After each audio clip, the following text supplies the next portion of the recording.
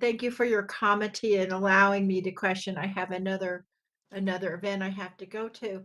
I was actually listening to the ranking members questioning, and I had to look up the title of this hearing again because I got confused. The title of this hearing is Abandoned Oil and Gas Infrastructure, but yet the testimony I've heard and the questioning I've heard, it's about how, well, oil and gas development can increase fish, and it can be good, and about how technology has improved and so on. That's not really what this hearing is about. And one thing I think would be really useful in a bipartisan way is to not try to divert the issue, because in fact we have and one reason I'm interested in this, because I'm from Colorado.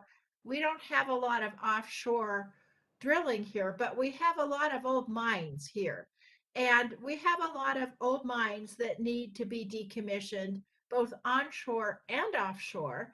And if we do that, we prevent methane leakage. We prevent oil and gas leakage. It's a good thing, and it's something all of us collectively in a bipartisan way should be looking at. And the ranking member talked about the sins of the past, and we have better technology now.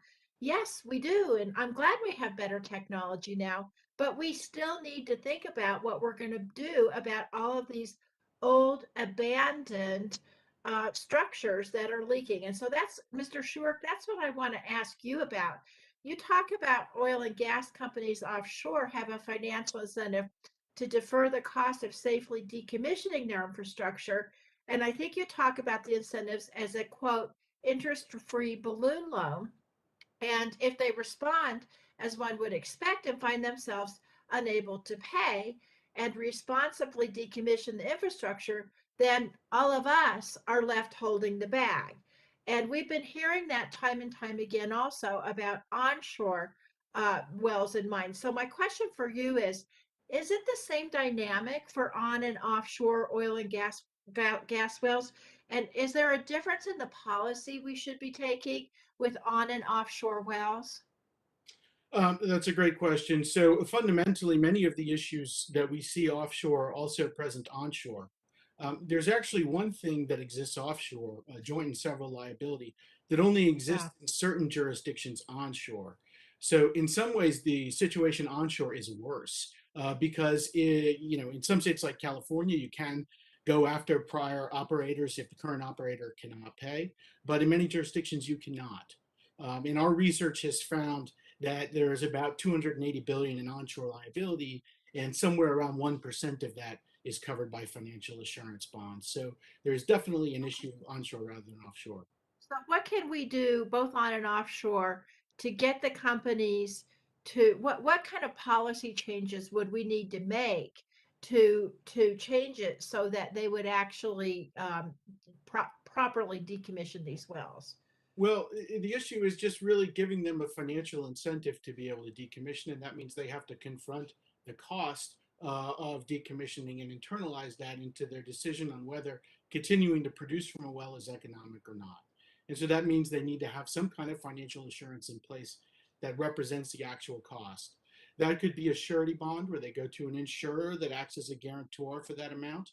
It could be a sinking fund like we have in the context of nuclear, where they go start putting money aside at the beginning and it grows over time to be sufficient to plug the well at the end of its useful life. And there could be other forms of restricted cash that they maintain on the balance sheet for the benefit of these liabilities. Thank you so much. I just have one quick question, because I met the members of this panel know I've worked a lot on methane waste issues.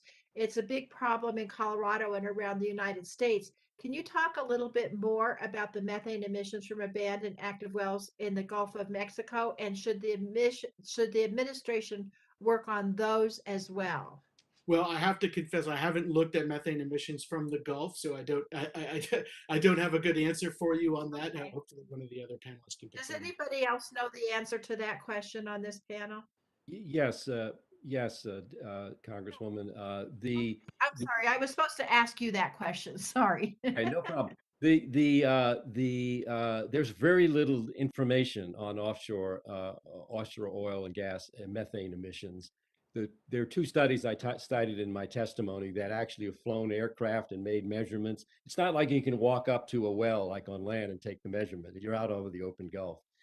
When you are in deep water, as the ranking member indicated, technologies are improved and there's a lot of requirements. So there's less flaring, those kinds of losses. Also, if there's any leakage under the water, the methane has to come up through the ocean where it's dissolved and doesn't reach the atmosphere. So the primary concern is these shallow water wells where the water depth is less. And if you have leaks, they could reach the atmosphere and you don't have the technological constraints. And then we used to be doing a lot of flaring of these sites at these sites and so on.